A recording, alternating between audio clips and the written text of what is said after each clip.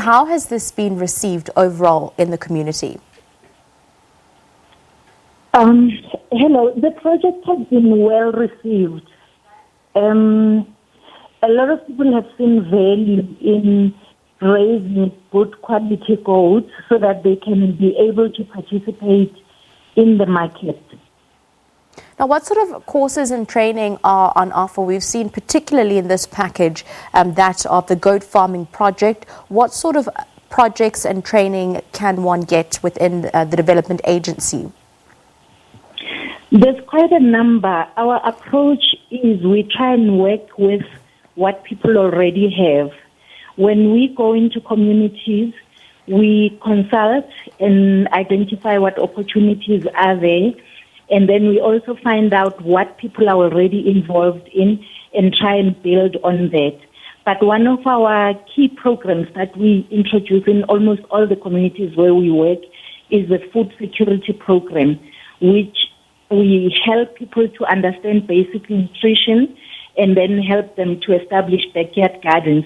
And then from then on, we also identify other opportunities, and that's how we got to see that there's an opportunity for goat farming in Lusasane, because people already had this type of goat, although it was not a pure breed.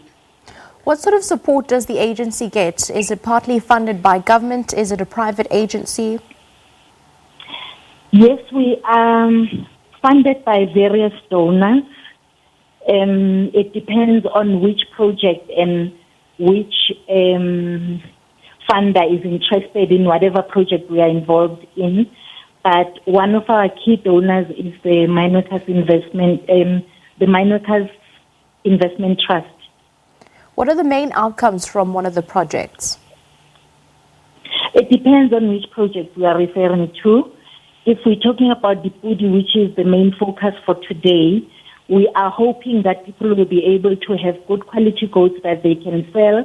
When the flocks grow, then they can be able to generate employment for themselves and others, because there'll be income and they can really be into this thing as a. And what sort of success and employment outcomes have we seen actually been yielded from this? A lot of agencies that support initiatives such as this develop, they train, they skill people, but then at the back end of it, are those individuals at the end able to acquire jobs? Are they able to find that employment that they've now been skilled and trained for? We try and not only focus on employment, because as we know, there isn't a lot of jobs going out there.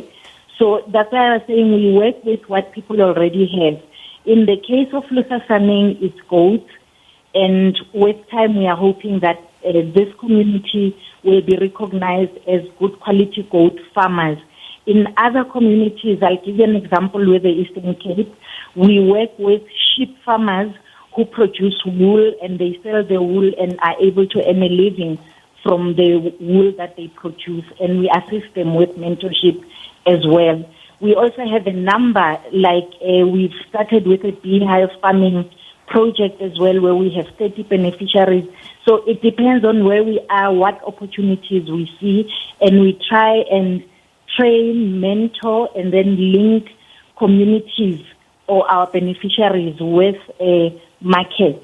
So far, we've seen that there are results, because we try and identify beneficiaries who are already interested in that particular trade, and as we mentor them, we ensure that they see the value of continuing even beyond our operation as MDA in that particular community.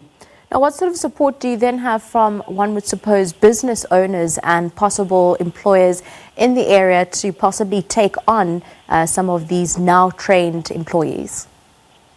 Pardon? I missed it. What sort of communication, what sort of partnership do you possibly have, or does the agency possibly have with the community at large, in specific with now these trained and skilled employees, in terms of creating employment for them in the business space in the local community? We try to negotiate off-take contracts with the potential market. so that the community can be able to have a direct link and sell to the market. We thank you very much for your time. Of course, Tshidi Adonisi from the Mineworkers Development Agency.